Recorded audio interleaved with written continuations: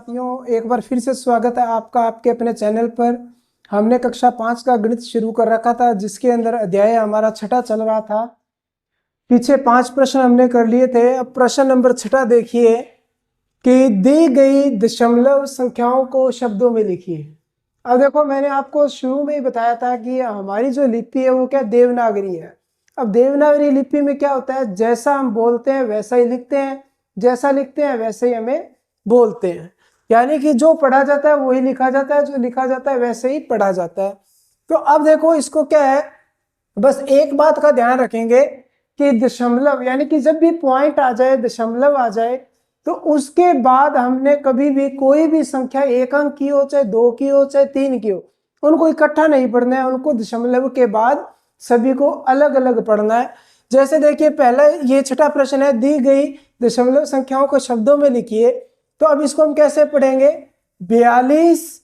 अब दशमलव यानी जैसे ही पॉइंट आ गया, दशमलव का मतलब होता है पॉइंट, जैसे ही दशमलव आ गया उसके बाद हम इनको अलग अलग पढ़ेंगे, 3, 5, 6।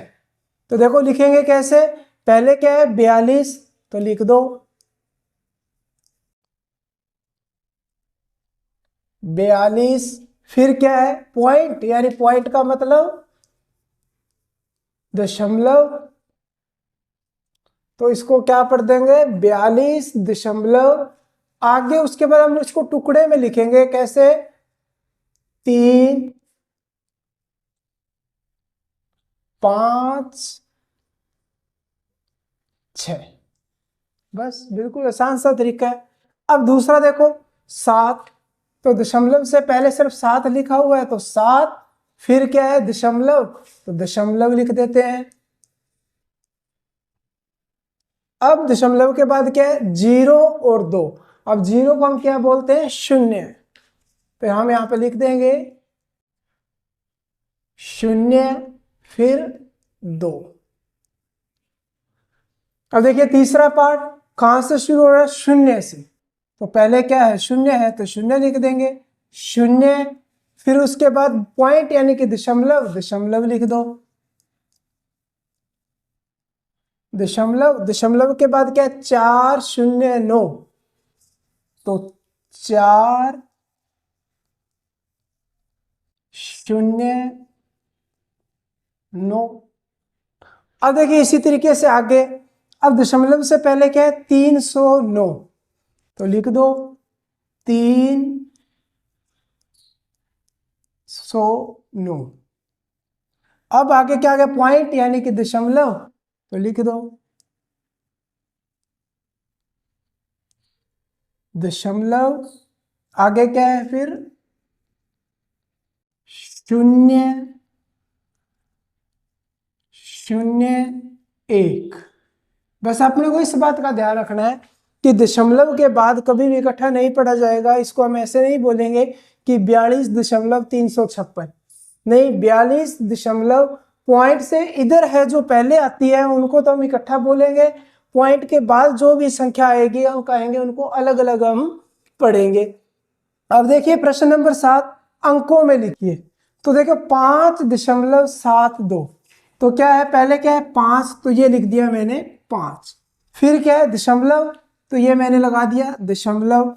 अब क्या है 7, 2, तो ये हो गया 7 और ये हो गया हमारा 2। बिल्कुल आसान है। अब देखिए 0, 0 से शुरू हो रहा है तो पहले लिख दो 0। फिर क्या है दशमलव, ये लगा दिया दशमलव। फिर क्या है 0, 8, तो ये 0 और फिर ये 8। अब देखिए ब पार्ट में देखिए क्या हो रहा है 60.309, यानी पहले 60, तो ये लिख दिया मैंने 60। फिर क्या है दशमलव, तो 60 के बाद दशमलव, फिर 309, तो यानी कि 309, तो ये हो गया।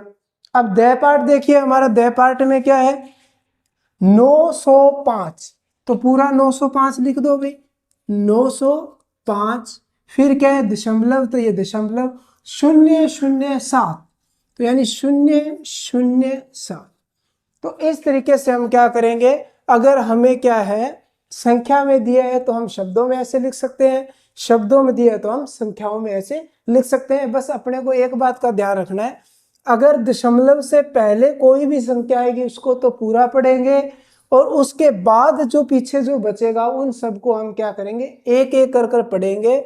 जैसे 0 या ये ले लो 309, तो दशमलव से पहले है तो 309 को तो पूरा पढ़ेंगे, दशमलव के बाद है तो 001, तो इसको इस तरीके से अलग अलग पढ़ेंगे। उम्मीद करता हूँ कि ये प्रश्न आपको अच्छे तरीके से समझ में आ गए होंगे। धन्यवाद।